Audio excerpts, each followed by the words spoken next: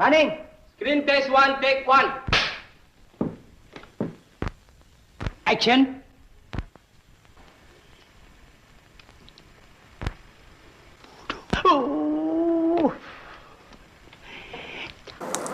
Apa tadi?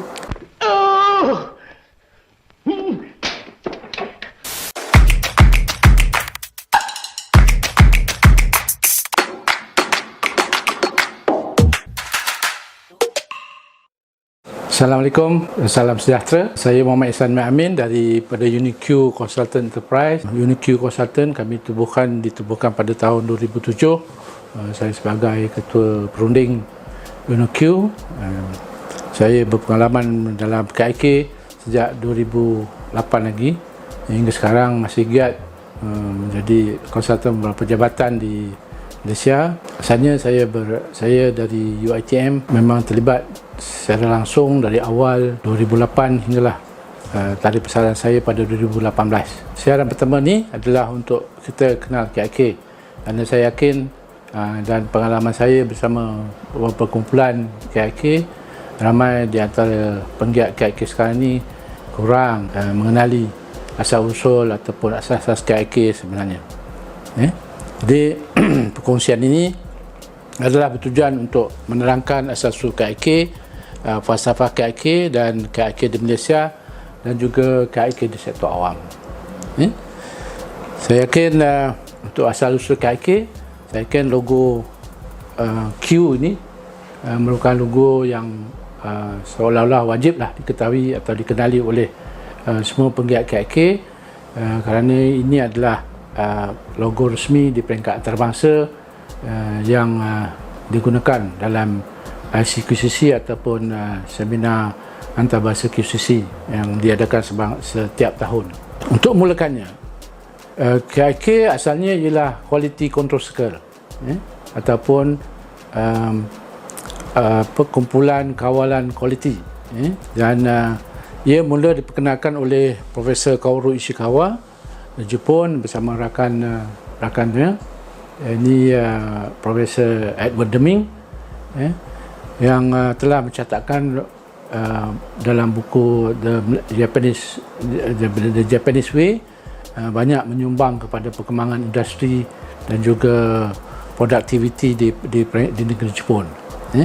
Sekarang ni dari awal penubuhan ataupun daripada awal kegiatan inisiatif QCC ini dilancarkan, ia dikendalikan ataupun di bawah urusan JUSE, JUSE ni ataupun Japanese Union Scientific and Engineering. Sekarang ni saya yakin sudah lebih 2,000 kumpulan QCC di seluruh Jepun dikendalikan ataupun diurustikan oleh JUSE. QCC direkodkan pada tahun 1962, iaitu persembahan pengurusan di Nippon Telegraph and Telephone Limited di Jepun. Itu adalah rekod awalnya, dan ia diamalkan sehingga sekarang, masih lagi dikenali sebagai QCC di Jepun, dan dikendalikan dan boleh dikatakan pada setiap organisasi Jepun mempunyai kumpulan QCC-nya yang tersendiri. Sekarang ni adalah falsafah KIK. Pada asasnya KIK ini adalah satu inisiatif berketumpulan di bawah falsafah. Yang pertamanya ada dua falsafahnya. Pertama adalah falsafah pengurusan penyertaan. Ia melibatkan pengurusan daripada peringkat atas hingga ke bawah. Mereka saling bekerjasama untuk menjayakannya, di mana peringkat awalnya QCC ini dianggotai oleh kumpulan di peringkat bawahan dan pertengahan, ataupun peringkat operasi dan penyeliaan, dan dengan sokongan pihak pengurusan atasan dan first liner ataupun pihak pengurus. Dan mereka ini, pihak pengurusan tentunya percaya bahawa setiap warganya ataupun setiap pekerjanya mampu untuk memberi sumbangan kepada kemajuan organisasi. Yang keduanya ialah mengenai pengurusan kemanusiaan. Kita tahu bahawa semua manusia mempunyai bakat untuk memberikan yang terbaik pada dirinya ataupun organisasinya. Seperti kita sekarang ni pun, kita berazam untuk memberikan sesuatu yang baik kepada organisasi kita atau tempat kerja kita untuk memajukan diri khususnya dan juga di peringkat organisasi. Jadi dua falsafah ini saling bergantungan dan sehingga sekarang ia masih lagi digunakan untuk QCC. Okey, kita terus kepada secara ringkasnya QCC di Malaysia. Persembahan pertama QCC di Malaysia direkodkan seawal 1974.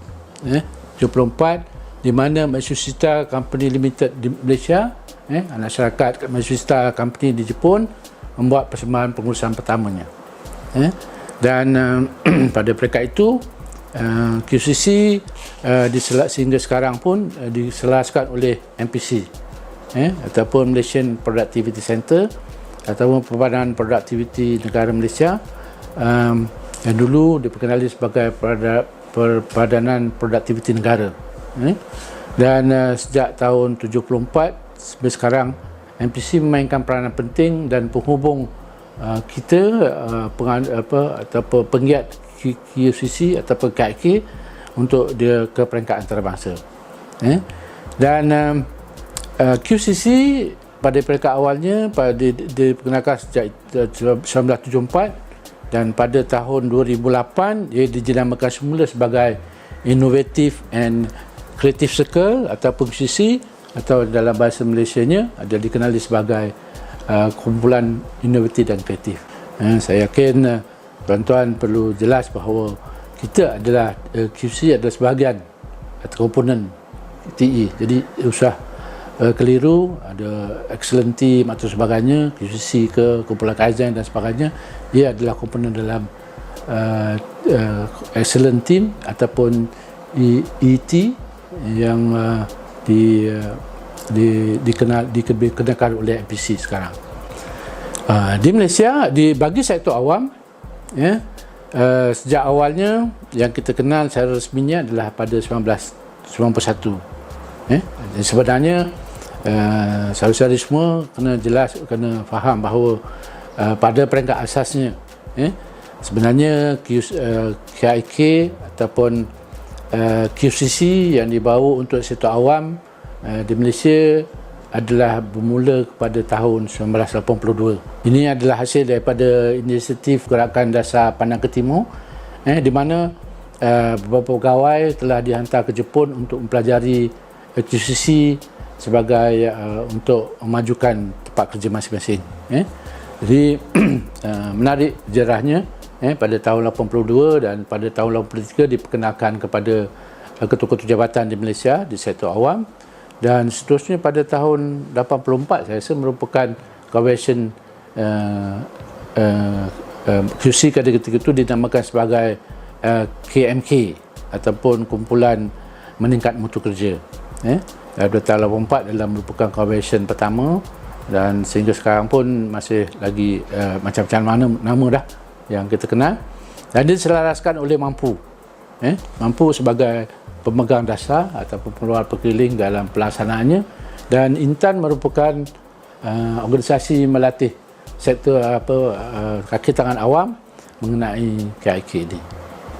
Yang seperti saya kenalkan tadi bahawa secara resminya PKPA ataupun Perkeliling Kemajuan Pentadbiran Awam bilangan 791 yang dikeluarkan oleh Mampu, dia merupakan garis panduan mengenai pelaksanaan kumpulan meningkat mutu kerja bagi sektor awam. Jadi urutan perkembangannya samalah lebih kurang mengikuti perkembangan di peringkat MPC. Kalau di MPC dikenali sebagai pada tahun 2008 QCC digantikan kepada ICC ataupun KIK. Pada tahun 2009 sektor awam mengeluarkan satu garis panduan 2009 mengenai KIK, dan juga daripada KMK ditukar dijenama semula menjadi kumpulan inovatif dan kreatif. Dan pada asasnya seperti tujuan ringkasnya, pada KMK merupakan penyelesaian pada penambaikan secara berterusan masalah kerja saja. dia diikuti oleh kumpulan peringkat pelaksana di sektor awam. Dan pada tahun 2009 bila KIK diperkenalkan, ia menumpukan kepada penciptaan nilai dan penyampaian perkhidmatan untuk kepuasan hati pelanggan. Dan keahliannya dilebar sedikit, bukan setakat di peringkat kumpulan pelaksana, tapi di peringkat pengurusan dan penilaian digalakkan untuk menyertainya untuk menggiatkan lagi kumpulan inovatif kreatif di sektor awam. Yang menariknya bagi sektor awam, pada tahun 2016 dalam melalui perkeliling transformasi pentadbiran awam bilangan 1 tahun 2016, sektor awam menyenamakan sekali lagi KIK kepada HB KIK. Ini horizon baru kumpulan inovatif dan kreatif. Ini adalah untuk menyemarakkan lagi pembudayaan dan pemekasan inovasi dalam sektor awam selaras dengan dasar ataupun falsafah memasyarakat sektor awam, supaya KIK ini memainkan peranan penting dalam membudaya dan mencipta berbagai ciptaan nilai dan inovasi untuk meningkatkan perkhidmatan awam di Malaysia. Jadi setakat itu dulu. Kita akan bertemu di video selanjutnya. Kita akan berceritakan apa itu KIK sebenarnya, objektif KIK, dan apakah faedah KIK. Okey, jadi setakat ini saja dulu.